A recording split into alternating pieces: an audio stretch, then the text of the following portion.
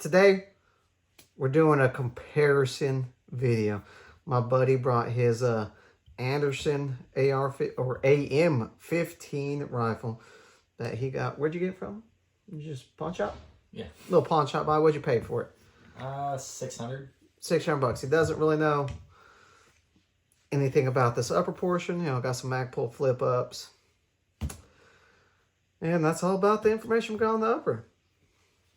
But pretty much it looks like a plain Jane, nothing fancy, basic entry level, low tier AR-15. It looks like they did at least put a decent little mag pull stock on it.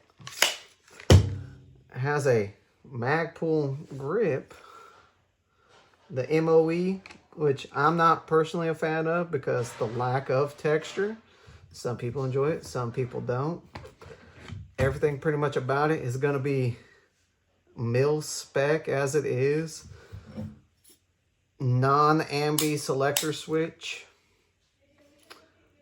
Non-ambi magazine release. Non-ambi bolt. Non-ambi charging handle. This is pretty much plain Jane. Which if you're right-handed, it's not a problem. If you're right-handed, that is true. That is not a problem. Unfortunately for me, I shoot right-handed. Now, you move up to this, Lwrci. Its lower comes ambi, ambi, ambi. Flip it over. Some more ambi. Oh, would you look at that? Even more ambi.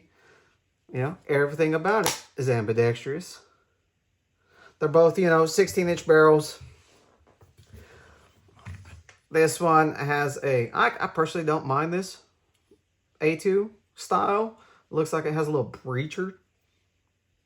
I mean, I like that. I mean, it looks good. It's not a bad one in my opinion. A little similar A2 versus, I've swapped mine out for a Surefire War Comp close time. But, that's to slap a suppressor on. But you can definitely tell and feel the difference. Like, he brought this over, and this was sounding crunchy because, it wasn't lubricated. He uses this and abuses it.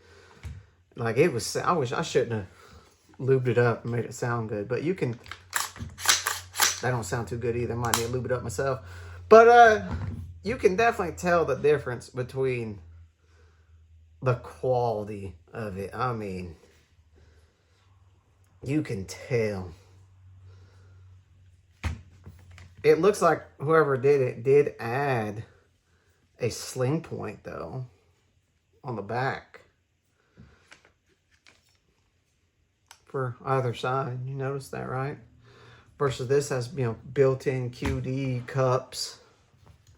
You might be able to upgrade just this. That QD's a better system, a much better system. QD's everywhere. I had put that one in, but I'm a big fan of QD mounts. But I mean, for a $600 rifle to use and abuse, you can't really go wrong with that. I mean, I'm going to use and abuse this one, but as long as it works. I mean, that is true.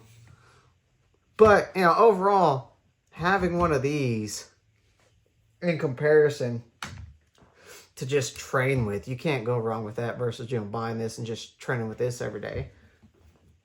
I mean, you slap the same style trigger and the same optic on it, it'd be better to train with because you're in it for, let's see, a Geisley, a little primary arms trigger, $1,000 versus winning more toward $3.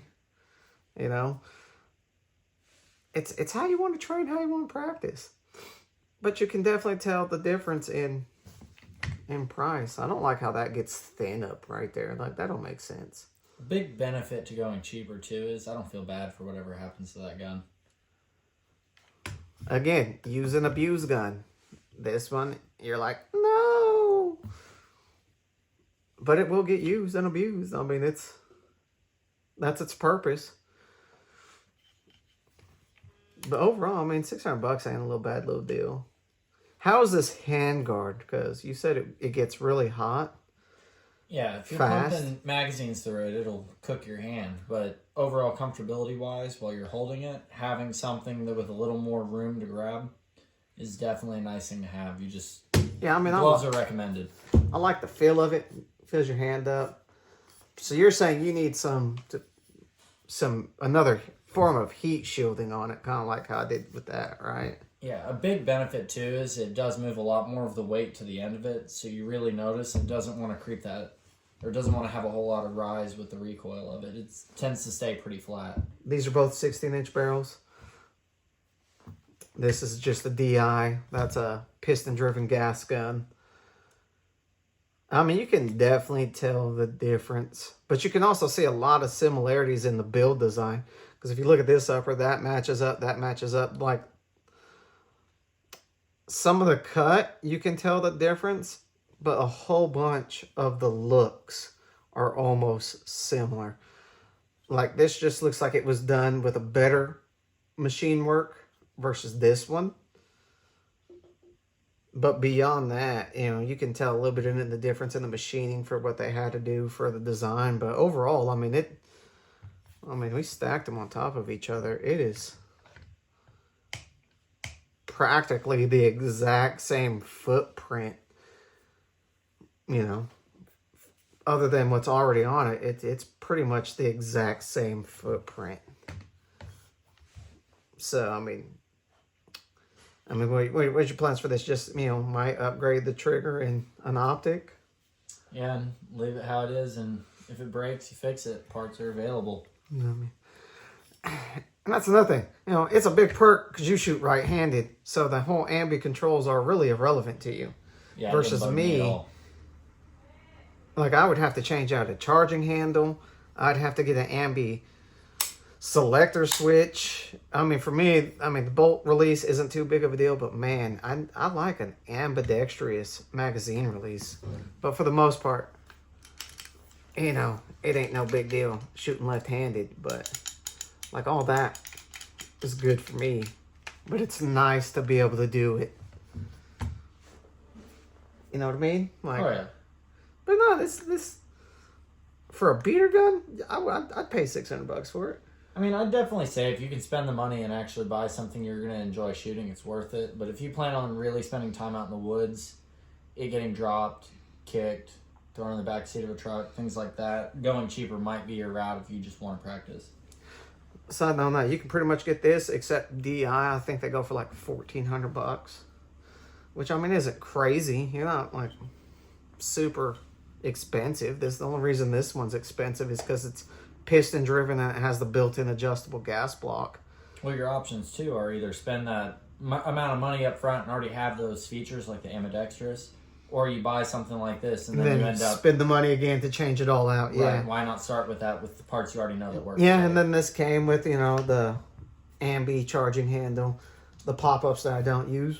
But then you're gonna be like, but what about that rear one? You can't use it. If something fucks up with this, I'm in a bigger issue. You know what I mean? Like, fuck.